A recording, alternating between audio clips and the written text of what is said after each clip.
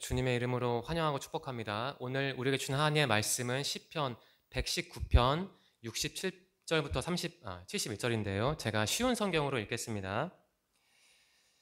고난받기 전에는 내가 잘못된 길로 갔으나 이제는 주의 말씀에 순종합니다. 주는 선하시고 주가 하는 일도 선하십니다.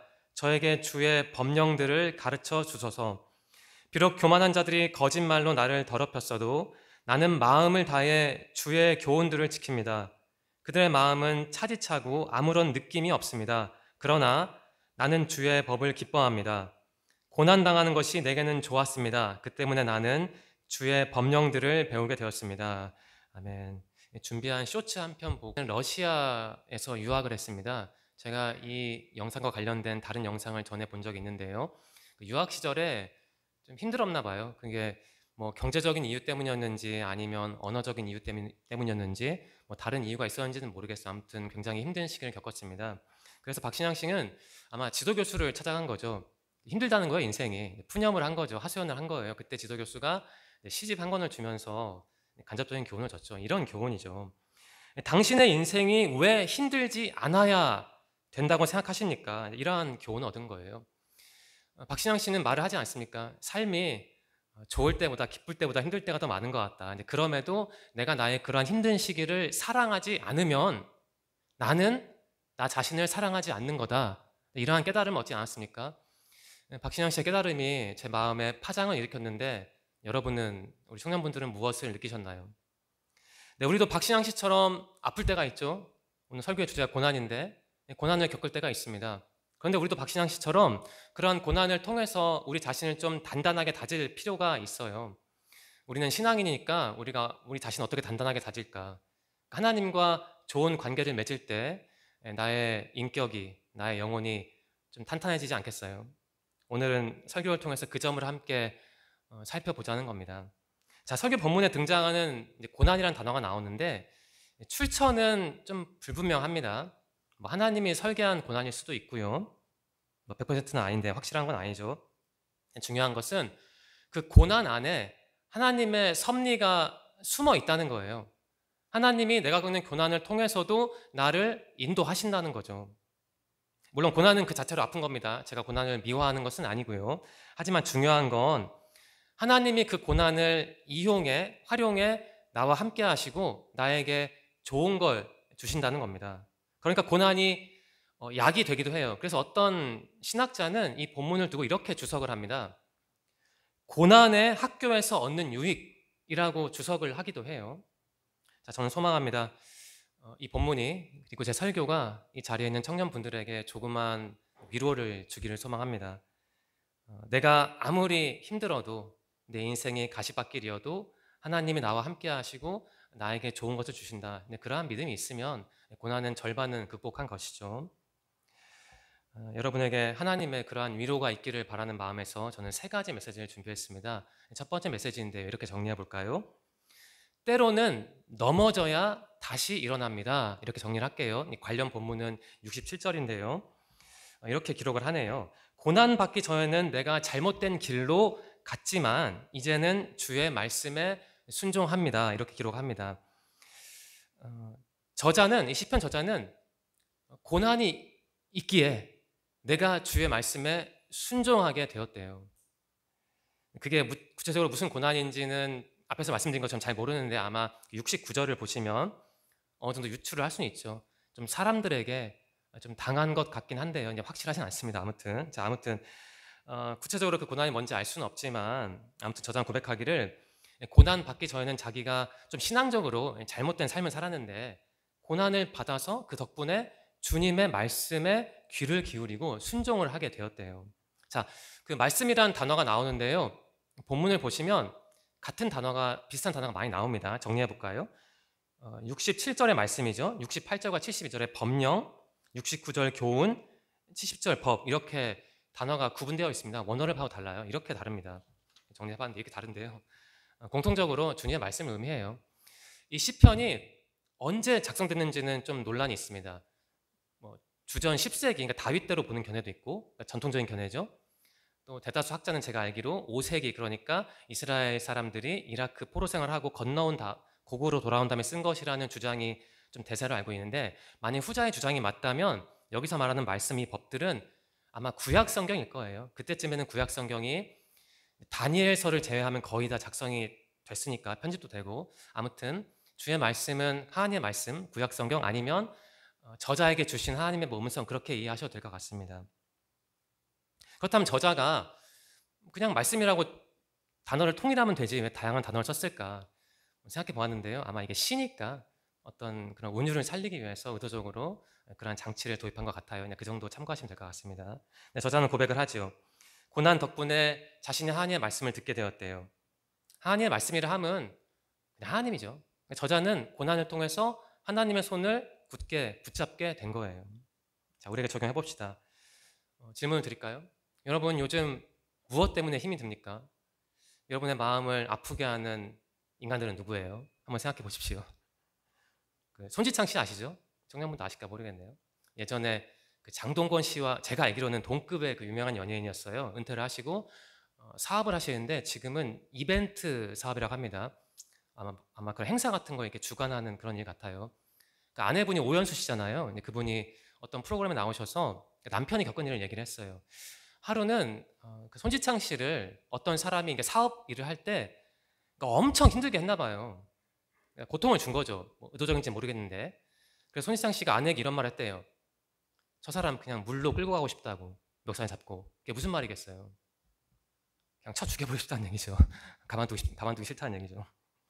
자, 여러분도 일하다 보면 그런 사람들 있잖아요. 막 일 떠넘기고 그냥 나이 많다고 막 갑질하고 그러면서 자기 잘못은 모르고 이제 그런 사람들이 많은데, 요즘 뉴스를 보니까 전에 본 내용인데 그 노쇼라고 그런 게 있잖아요. 자영업자 분들을 괴롭히는 일들이 있잖아요. 언제 뭐 예약을 하고 나타나지 않는 거죠. 그러니까 의도적으로 그렇게 하는 거예요. 그냥 괴롭히려고. 그러니까 한국 사회는 그런 사회예요. 좀 힘이 없는 사람은 이제 괴롭히는 사회라고, 우리가 그런 사회를 살고 있는 겁니다. 자, 그 손지창 씨처럼, 그리고 그 노쇼의 고통을 겪는 자영업자 분들처럼 우리도 살면서 고난을 겪을 때가 있는데, 그때 진짜 어떻게 하면 좋을까요? 진짜 어떻게 하면 좋을까? 어떻게? 뭐 답은 간단하죠. 내가 아프면 뭐 심리 상담도 받고, 또 몸이 아프면 약도 먹어야죠. 저도 지난 4월에 정기 검진차 위내시경을 했는데 역류성 식도염이 낫지를 않아요. 저는 뭐 술 담배도 안 하고 과식도 안 하고 뭐 소식을 하는데도 낫지를 않아요. 의사가 그러는데 스트레스를 받으면 그게 생긴대요. 그 불면증이 있어서 생기고. 그래서 약을 4개월치를 먹었습니다. 4개월치를. 그러니까 좀 낫더라고요. 자, 몸이 아프면 상담도 받으시고 약도 먹으세요. 그런데 우리는 신앙인이잖아요. 근데 거기에서 멈추면 안 되고 해야 할 일이 꼭 있죠. 그게 뭐냐면 그 고난을, 나에게 다가온 아픔을, 나를 괴롭히는 사람들의 그 말과 표정과 눈빛을 해석을 하는 거예요. 해석을. 어떻게? 신앙적으로 해석을 하는 겁니다. 그 해석할 때 67절이 도움이 될 거예요.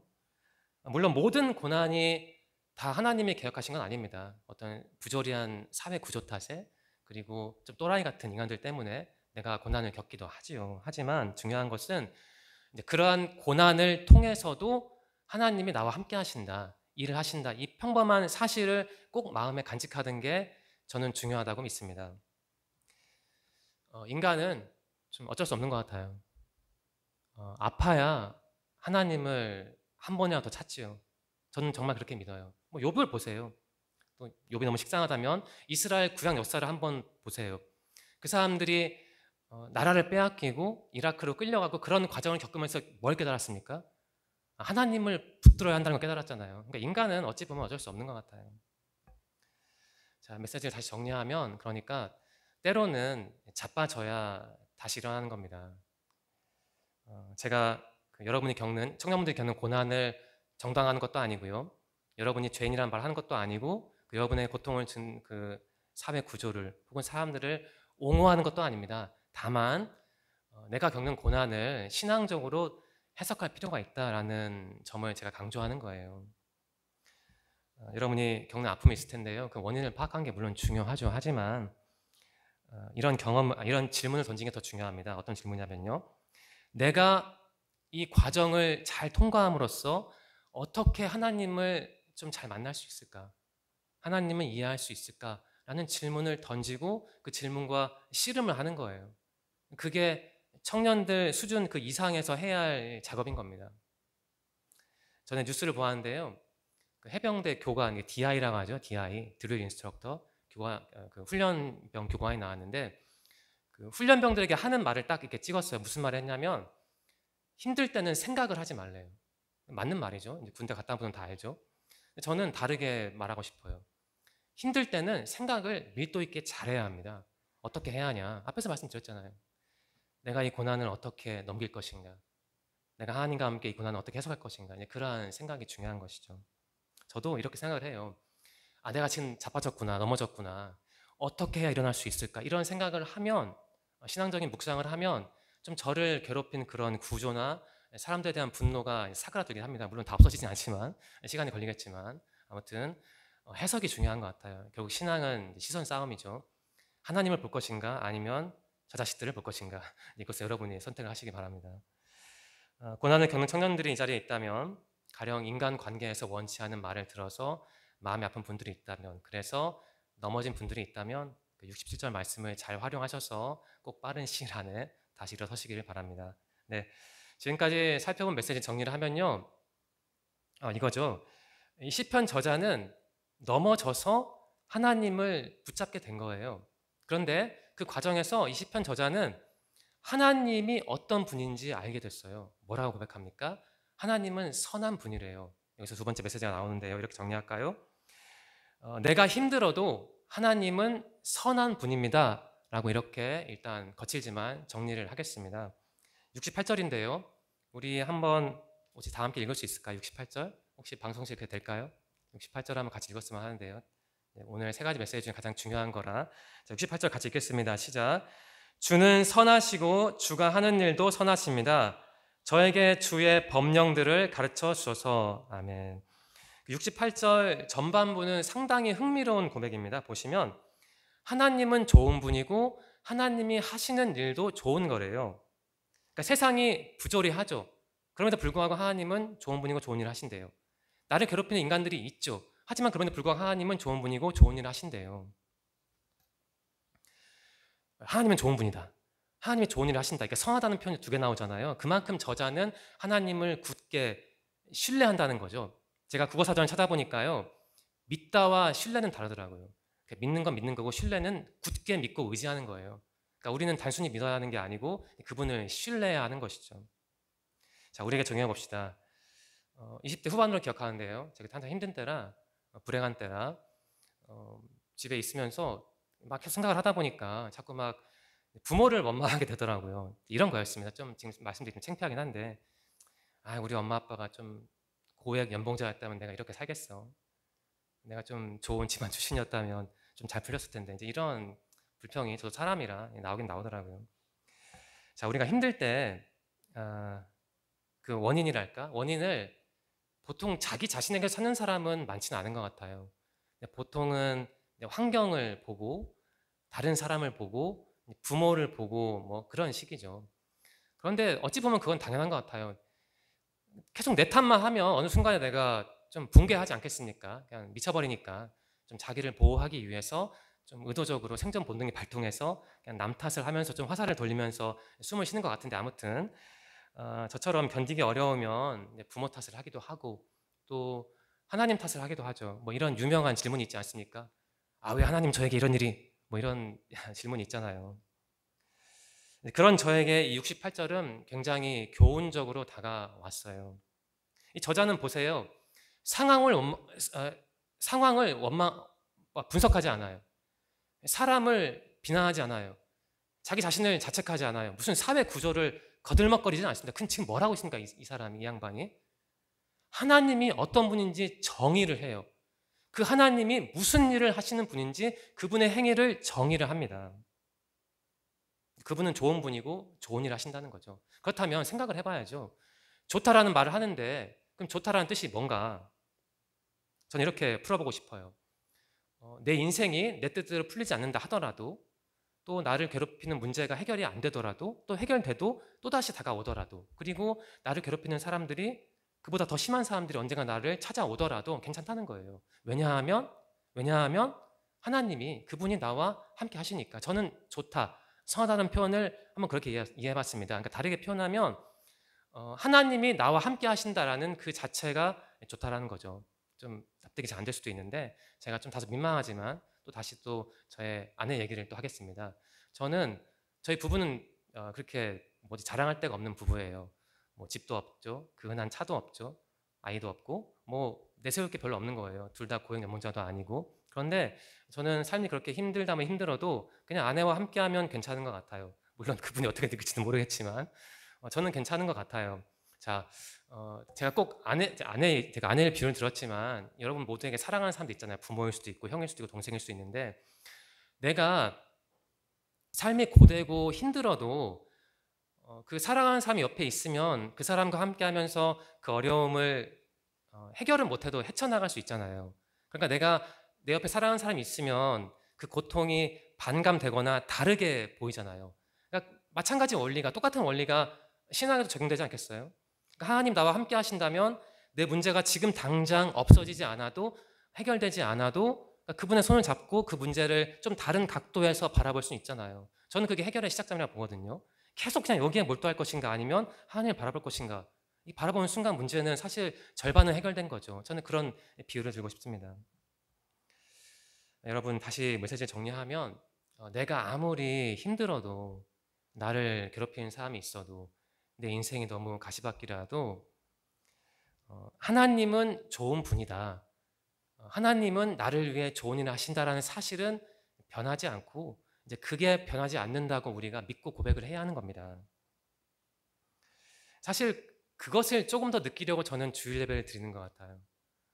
예전에 이재철 목사님이 교회를 이렇게 정의했거든요. 교회는 주유소 같은 거래요. 주차장이 아니고. 그러니까 주유소는 기름을 얻는 곳이잖아요. 월요일부터 토요일까지 살다가 나라는 차에 기름이 떨어지면 주일에 교회에 와서 그 기름을 공급받는다는 거예요. 그리고 나가서 평일을 잘 살다가 다시 돌아온다는 거죠.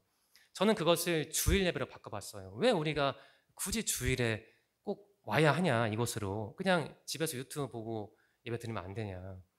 저는 그렇게 생각해요. 이런 공간에 내가 들어옴으로써 나의 눈과 손과 발을 움직여서 찾아옴으로써 그 기름을 공급을 받는 거예요. 물론 그럼 집에 있으면 공급을 못 받냐 그런 말씀은 아니고 무슨 말씀인지 알겠죠? 예배를 통해서 내가 그 영적인 기름을 공급받으니까 그 힘으로 살 수 있다는 것이죠. 여러분 이 삭막한 한국 사회를 살아가시면서 참 힘들 때가 많을 텐데 그때 한번 이렇게 해보세요. 그 고통의 문제만 바라보시기보다는 과연 나에게 하나님은 어떤 분일까라고 한번 고민을 해보시고 정리를 해보세요. 물론 여기서는 저자는 하나님은 뭐 좋은 분입니다, 하나님은 선한 분입니다라고 조언을 줬지만 뭐 그것은 이분의 생각이기도 하고 우리 나름대로 정리를 해야죠. 저는 힘들 때 이렇게 정리를 합니다. 그래, 하나님은 공평한 분이지라고 정리를 해요. 제가 그러한 결론에 이른 과정을 다 말씀드릴 수 없죠. 제 체험이 다 묻어 있으니까. 여러분도 이 저자처럼 하나님을 여러분의 언어로 정의해 보세요. 그게 내 재산이고 내가 힘들 때 나를 뒷받침해주는 버팀목이 되는 겁니다. 자, 지금까지 살펴본 두 번째 메시지 정리해 볼게요. 두 번째 메시지는 무엇이냐면 하나님은 좋은 분이다. 하나님은 나를 위해 좋은 일을 하신다는 겁니다. 자, 우리가 이 두 번째 메시지, 그러니까 하나님의 정체성, 하나님의 그 사역을 알면 어떤 효과가 있을까요? 다른 사람들, 특히 나를 힘들게 하는 사람을 좀 다르게 바라볼 수 있는 그 관점을, 시선을 갖게 되지 않겠어요? 여기서 세 번째 마지막 메시지가 나오는데 이렇게 정리해 볼까요? 내 시선을 사람이 아닌 하나님께 고정합시다 라고 정리를 하겠습니다. 제가 69절과 70절 다시 읽을게요. 잘 들어보세요. 비록 교만한 자들이 거짓말로 나를 더럽혔어도 나는 마음을 다해 주의 교훈들을 지킵니다. 그들의 마음은 차디차고 아무런 느낌이 없습니다. 그러나 나는 주의 법을 기뻐합니다.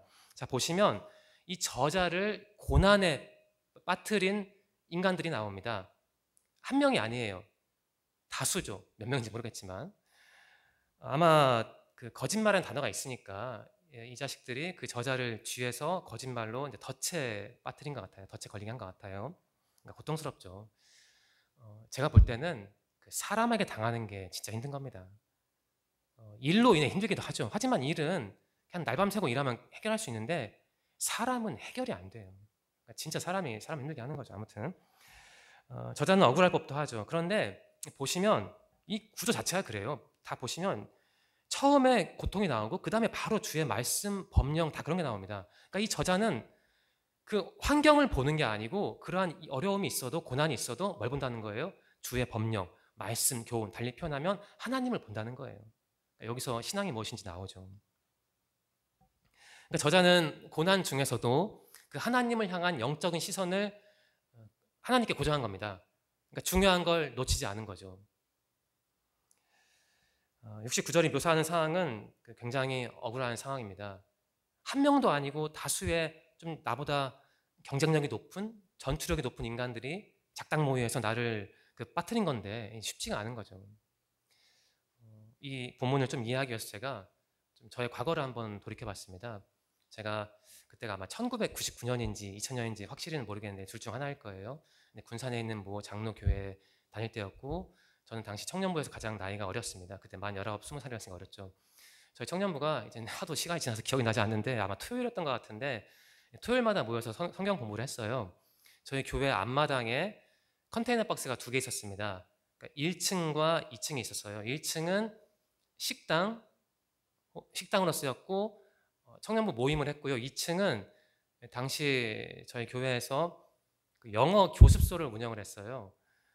원장은 이제 담임 목사님의 큰 따님이었는데 아무튼 그날 1층에서 청년부 모임, 그러니까 성경 공부를 아마 끝났을 때인 것 같은데 끝났을 때 어떤 분이 누군지는 기억이 안 나는데 그 2층에 물건을 이제 가지고 내려와야 한다는 거예요. 그래서 제가 뭐 평소답지 않게 이상하게 그날따라 제가 다녀올게요 하고 2층에 올라가서 물건을 가져왔습니다.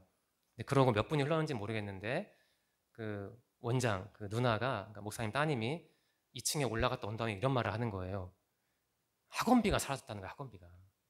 아이들이 학원비를 그때 현금을 냈는데 근데 저는 방금 전에 갔다 왔잖아요. 그래서 모비 일학이라고 그냥 느닷없이 좀 민망한 상황이 된 거죠. 근데 그때 저보다 9살 많은 청년 여자분이 이런 말을 했습니다. 나는 방금 전에 누가 2층에 올라갔다 왔는지 말할 수 없어. 이 말을 하는 거예요. 그게 무슨 말이에요? 조광수가 돈을 훔친 것 같아. 그러니까 이런 말을 해요. 대놓고 저격을 하는 거죠. 그러니까 사람이 그렇습니다, 여러분. 사람이 그런 존재예요. 저는 안 그럴까요? 여러분은 깨끗한가요? 사람이 그래요. 저는 도와드리러 간 거지. 제가 학원비를 훔쳤겠어요. 물론 뭐 증거는 없는데. 그래서 처음에는 좀 이제 그렇긴 하죠. 그러니까 저는 파렴치한 인간이 된 거예요. 절도는 중범죄예요, 사회에서도. 근데 저는 교회 돈 훔친 거고, 다른 것도 아니고 아이들이 낸 돈을 훔쳤으니 얼마나 파렴치한 인간이 된 거예요. 아마 그 자리에 있던 분들 다 저보다 선배였는데 아마 그분들 중 몇몇 분은 지금도 조광수가 돈 훔쳤을 거라고 생각하는 분들이 있을 거예요. 자, 하지만 저는 당시에 좀 마음을 다잡았습니다. 내가 훔친 게 아니고 하나님 보셨으니까 뭐 좀 억울해도 그냥 참고 넘어가야지 이런 생각을 한 거예요.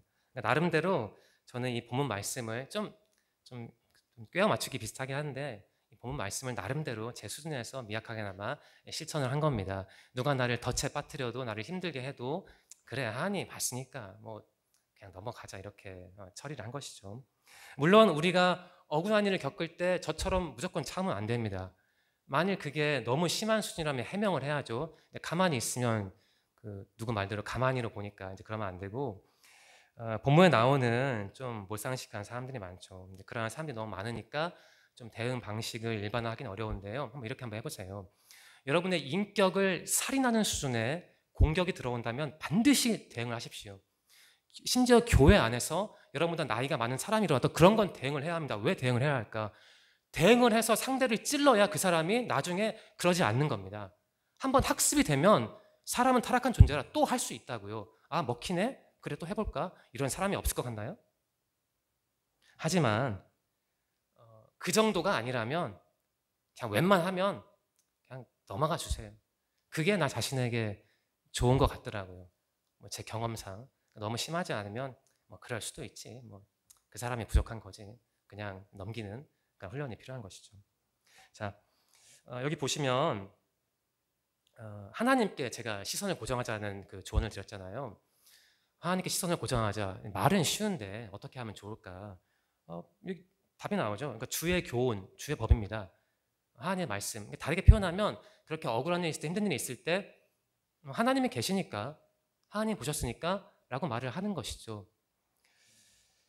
내 시선을 그처럼 그 사람에게서 거두어서 하나님께 고정을 하려면 뭐가 필요할까? 이게 필요하죠. 내가 그 사람을 더 이상 보지 않는 거예요. 그러니까 때로는 이러한 좀 저속한 표현인데 깡다구도 필요한 거예요. 이런 거예요. 필요한 거 이런 거예요. 그래, 너는 그냥 말해라. 너는 짖어라. 나는 그냥 듣는다. 이런 것도 필요한 거죠. 자, 성준 형제, 좀 심한 비유인데 양해를 해주세요. 어떤 개가 시추가 발바리가 막 성준 형제 짖어요. 앞에서. 그래서 성준 형제가 빡쳐가지고 그 개 멱살을 잡고 막 나뒹굴어요. 성준 형제 뭐 되는 거예요? 개 되는 거예요. 그러니까 그런 사람이 혹시 있다면 뭐 쉽진 않겠지만 그렇게 처리를 하세요. 뭐 어쩔 수 없습니다. 나도 살아야 하니까, 나도 나를 방어해야 하니까, 이건 좀 아닌 것 같다 하면 그냥 그래, 그냥 너는 그런 애구나 하고 딱 차단을 하는 그런 냉정한 것도 사실은 그런 기술도 필요해요. 신앙생활 하려면. 네, 교회 안에서 때로 그 억울한 일이 있죠. 한번 연습을 해보세요. 하나님께 시선을 둔다는 건 하나님께 시선을 두려면 반드시 그 사람에게서 시선을 가져와야 돼요. 내 시선은 두 개가 아니니까 그런 훈련을 하는 게 필요할 것 같습니다. 네, 설교를 마치겠습니다. 71절이 참 근사한 결론이네요. 네, 고난당하는 것이 내게는 좋았습니다. 네, 그 때문에 나는 주의 법령들을 배우게 되었습니다. 이렇게 기록되어 있죠. 본문은 우리의 마음을 무겁게 만들기보다는 좀 가볍게 상쾌하게 만드는 것 같아요. 그 이유가 무엇일까? 말씀마다 다, 구절마다 다 뭐 주의 말씀, 주의 법령, 주의 교훈 그런 표현이 나오지 않습니까? 그러니까 정리를 하면 이런 거예요. 나를 고난에서 건지는 건 67절에 나온 주의 말씀이에요. 내가 겪는 고난을 중화하는 것은 무엇이냐면 68절과 72절에 나온 주의 법령이에요. 그리고 나를 고난에서 건지는 건 무엇이냐면 69절에 나온 주의 교훈이에요. 그리고 나의 고난을 복으로 바꾸는 게 무엇이냐면 70절에 나온 주의 법이라는 겁니다. 그러니까 정리를 하면 나의 고난을 궁극적으로 해결할 수 있고 해소할 수 있고 그것을 나의 그 복의 조건으로 바꾸는 유일한 분은 하나님이다 라는 말을 저자는 지금 하고 있는 겁니다. 우리 청년분들의 인생에 크고 작은 고난이 있었고 있고 앞으로도 있을 텐데요. 그때 이 말씀이 여러분에게 위로가 되길 바랍니다. 이번 주도 말씀 깊이 묵상하시고 말씀과 기도를 통해서 고난을 극복하고 그 고난을 오히려 복으로 바꾸는 여러분이 되기를 간절히 소망합니다. 기도드리겠습니다. 하나님 감사합니다. 오늘 고난을 다르게 바라볼 수 있는 귀한 말씀을 교훈을 주셔서 감사합니다. 우리 청년들이 이 거친 한국 사회에서 때로는 힘든 일을 많이 겪습니다. 사람 때문에, 일 때문에 고난이 생깁니다. 그럴 때 우리 청년들이 그 사람과 상황에 매몰되지 말고 오늘 주신 말씀을 묵상하며 그 고난을 이길 수 있도록 힘을 주시옵소서.